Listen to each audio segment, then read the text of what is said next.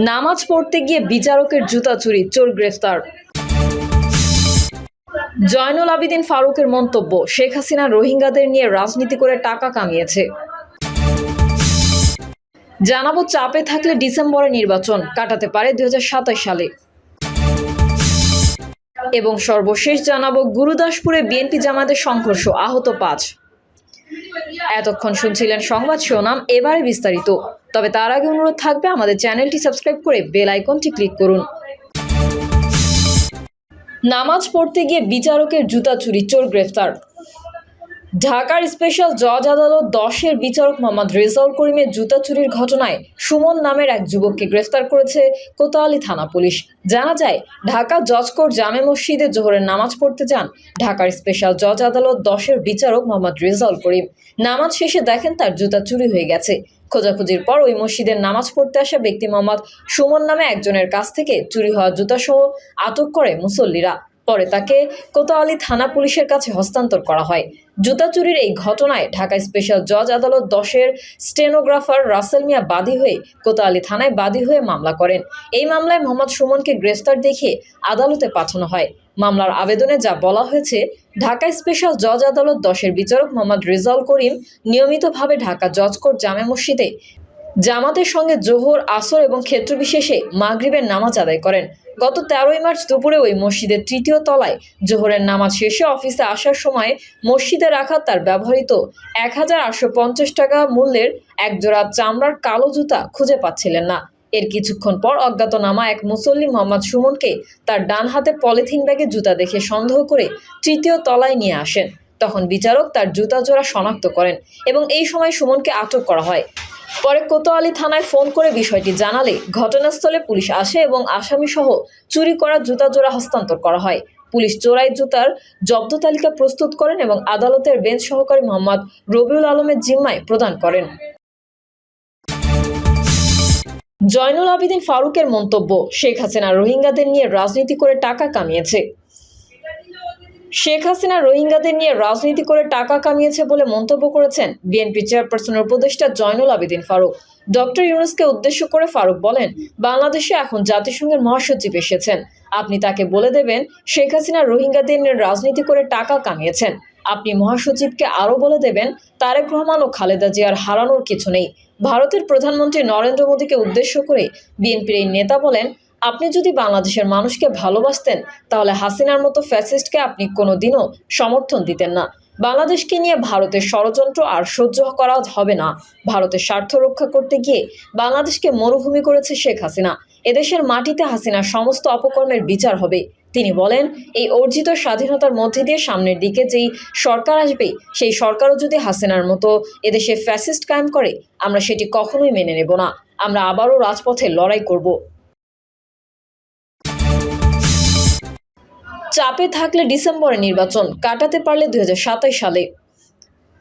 ডিসেম্বরে ত্রয়োদশ জাতীয় সংসদ নির্বাচন চাইলে চাপ সৃষ্টি করতে হবে রাজনৈতিক দলগুলোকে। তা না হলে অন্তর্বর্তী সরকার নির্বাচন 2027 সালে টেনে নিয়ে যাওয়ার পরিকল্পনায় এগোচ্ছে বলে মনে করেন বিভিন্ন রাজনৈতিক দলের নেতৃবৃন্দ ও রাজনৈতিক বিশ্লেষকরা।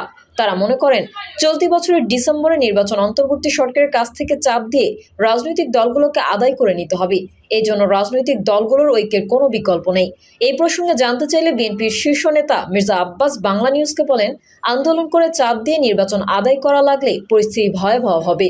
সেই দিকে যাওয়া আমাদের কারোর জন্য মঙ্গল হবে না।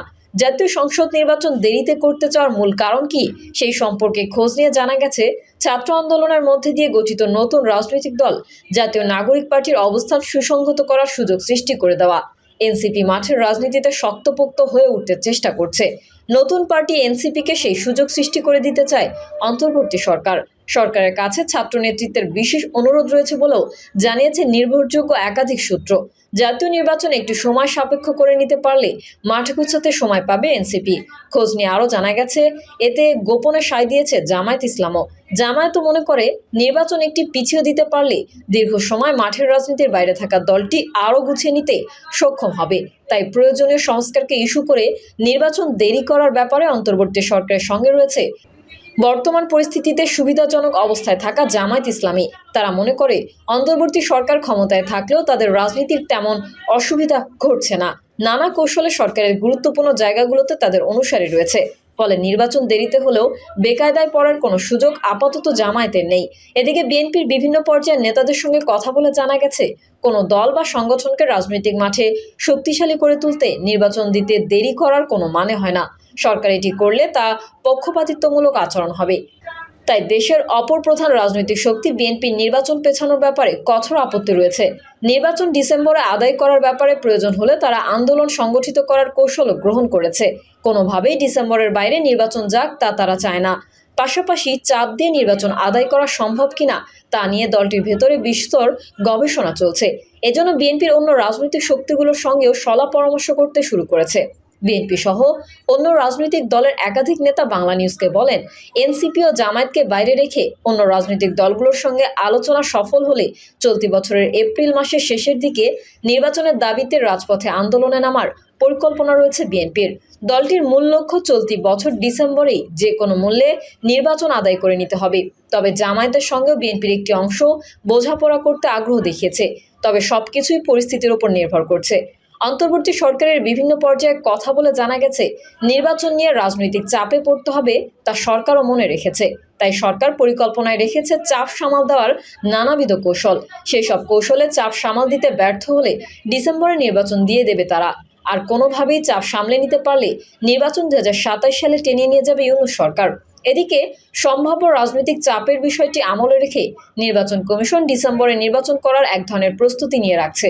ইতোমধ্যে নির্বাচন কমিশনের কর্মকর্তারা গণমাধ্যমে বেশ কয়েকবার জানিয়েছেন, চলতি বছরের ডিসেম্বরে নির্বাচন করার প্রস্তুতি তারাও রেখেছে। নির্ভরযোগ্য একটি সূত্র দাবি করেছে, নবগঠিত নির্বাচন কমিশনের বেশিরভাগ কর্মকর্তা ডিসেম্বরে নির্বাচনের ব্যাপারে বিএনপির সঙ্গে একটি গোপন ঐকমত্য রয়েছে। সেই জায়গায় বিএনপি একটু এগিয়ে রয়েছে।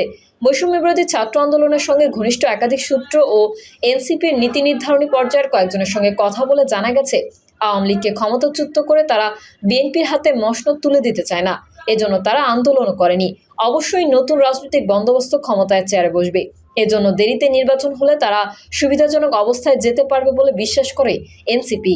খোঁজ নিয়ে আরও জানা গেছে, অন্তর্বর্তী সরকারও চায় আওয়ামী লীগকে ক্ষমতার বাইরে নিয়ে যাওয়ার পরে বিএনপিকে ক্ষমতার চেয়ারে বসাতে তাদের লক্ষ্য নয়। নতুন রাজনৈতিক শক্তির যে উত্থান ঘটেছে তারাই ক্ষমতায় এলে দেশ নিরাপদ থাকবে। এসব নানান হিসাব সামনে রেখেই ইউনূস সরকারও চায় 2027 সালে নির্বাচন টেনে নিতে সমর্থ হলে তাদের লক্ষ্য উদ্দেশ্য সফল হবে।